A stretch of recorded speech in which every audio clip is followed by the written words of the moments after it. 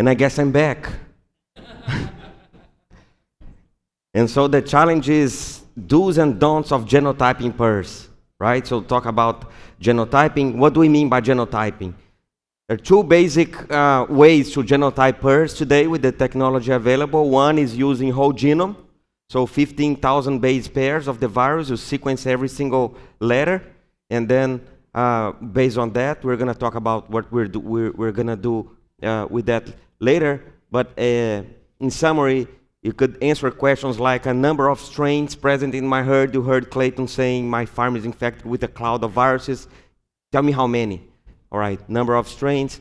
Presence of recombination. You know that previously you had sequence A, now you have a different virus A, virus B. Did those match and merge and recombine? Yes, no, you can answer that with whole genome.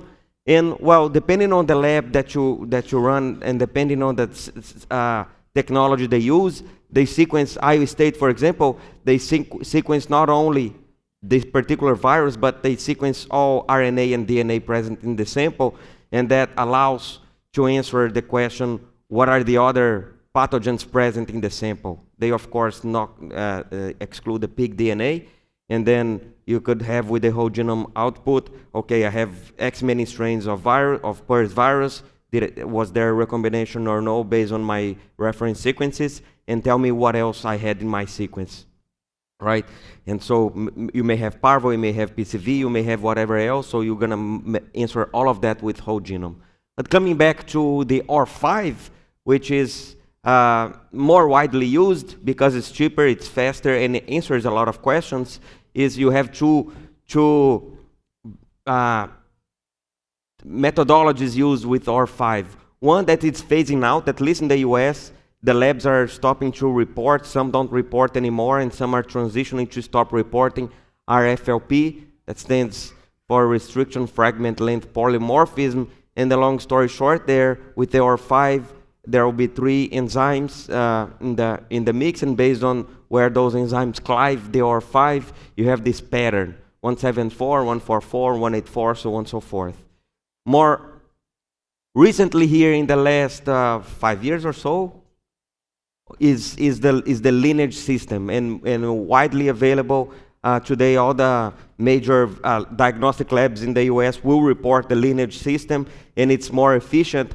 We're going to tell why, but this is how it looks like. Lineage 1A, for example, 1C, lineage 5, and now because the genetic diversity keeps expanding within lineage, a couple things are happening. Today we have 11 known lineages, 1A all the way to 11, and that keeps expanding, and the diversity within those lineages keeps expanding, and that's now people are starting to report variants within the lineages, right? So lineage 1C, for example, now it's 1C, subtype 5, and then the variant 32, or 35, or so on and so forth. Those super virulent ones we see in the US today, most of those are going to be lineage 1C, 0.5, 0.32, or 0.35.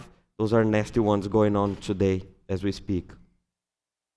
The lineage 1, I was asking Joanna here, based on the data in Mexico, lineage 1 is also the most detected here in Mexico. And lineage 1 is subdivided into lineage 1A all the way to J. And and there is 14, and Clayton talked a little bit about that too. There is significant divergence there, variation within the lineage 1, 14%. What are the advantages of the lineage system compared to RFLP? Well, it's going to cluster the viruses more based on genetic similarity. You could have viruses that are 99% based on the R5, 99% with different RFLP, or the other way around. Same RFLP, but that are maybe 10% different. So right, the RFLP is just not as good as the lineage system. If they are similar genetically, they're very likely be clustered together in the same lineage, sublineage, and variant system. The disadvantage is it's still based on 4% of the genome. It's gonna ask you to, it's gonna allow you to ask and answer epi-related question, but gotta remember that's only 4% of the genome. So if the results make sense based on what you see clinically and in the farm and in clinical manifestation, then good. If it doesn't make sense, then you gotta expand to your whole genome sequence testing. So what do you do with that? I think throughout the day here we gave a couple examples, right? Examples will include good for epi investigation, so I broke my GDU or my farm or my site 1 or 2 or 3, and the question is where does it come from? If you have sequences from your neighbors, from your epi-connected sites, you could compare those and see if there's a match. So epi investigations is one. Biosecurity is also one. You are approaching stability, then you have a wave of aborts, and the question is it the same virus or is it unrelated virus coming in because of biosecurity? And so you sequence compared to your previous virus from the previous outbreak. That's why it's always good to sequence the virus at the beginning of each outbreak, so you have that library for your own herd, right? And it can also differentiate wild type from vaccine. You can also do that with vaccine-specific PCR, but if you don't have that, you could OR5 sequence and tell. Right here, just a few examples. You submit the sequence for sequencing, and then you look at the lineage report. If it's similar enough to a vaccine, it's gonna say vaccine-like. It doesn't have to be a perfect match. Another example, you submit your sequence, now it's a lineage 1D, and doesn't look like any vaccine. For us in the US today, the cutoff is 99%. If it's not 99% similar to any of the vaccines, we're gonna call that wild type. It's the same example. When do you call the same virus? I still like Dr. Murtaugh, a great mentor of many of us here for many years. He would say 2 to 3% is close enough to call the same. And I probably agree with him. And then talking with him, he would always remind people of those 3 things, right? If it's 2 or 3% for most of the time, but keep in mind that this is just a rule of thumb. Always take into consideration the epidemiological data, clinical signs, and time, right? For example, sample A and sample B are 95% similar, but it's a year between those 2 samplings. It's probably the same if it's the same herd, right?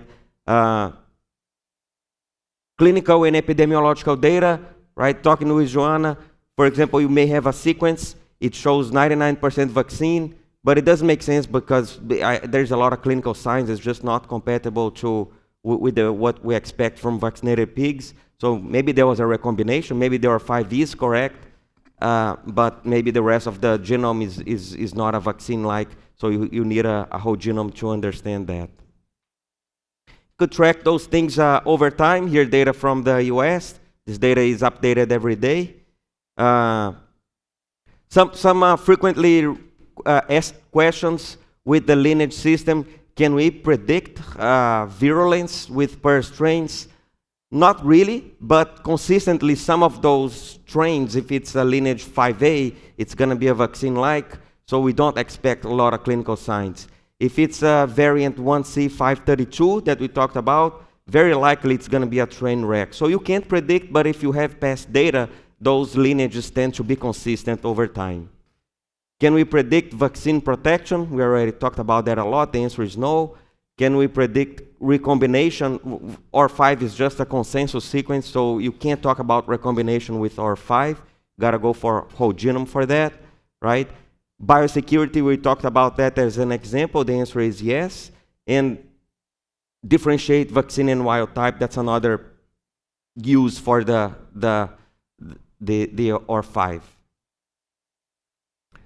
How can you not use assess recombination? We talked about that, right? Gotta be through whole genome. Same thing for mutations over time and recombinations. Those you need the whole genome to do that. Predict virulence of the strain. If it's a new strain, if it's past strain, you could use epi data past data, because again, the lineages tend to behave very similarly. But if it's a new strain or new variant, just based off of the R5 or even the whole genome, you just can't tell virulence before you put that into pigs. Then you gotta put that into pigs. How do I know if a vaccine works? Gotta put into pigs. It's not gonna be your phylogenetic tree. You gotta put that in pigs, and you gotta measure lung lesions, mortality, average daily gain, those metrics, right? And with that, the virus is gonna continue to evolve, but we have those genotyping tools to keep track of what's going on. Remember that a lot of times the pigs are infected with multiple strains, so use your R5 sequencing as a starting point. If it doesn't make sense, remember that maybe there are other viruses that I didn't pick up. So that's what whole genome is there for. If you're not sure which vaccine to select, ask your vaccine provider. Show me data, but I want to see pig data. I don't want to see simulation work. I don't want to see work with cells. I don't want to see work with antibodies. I want to see work with lesions and viremia and mortality.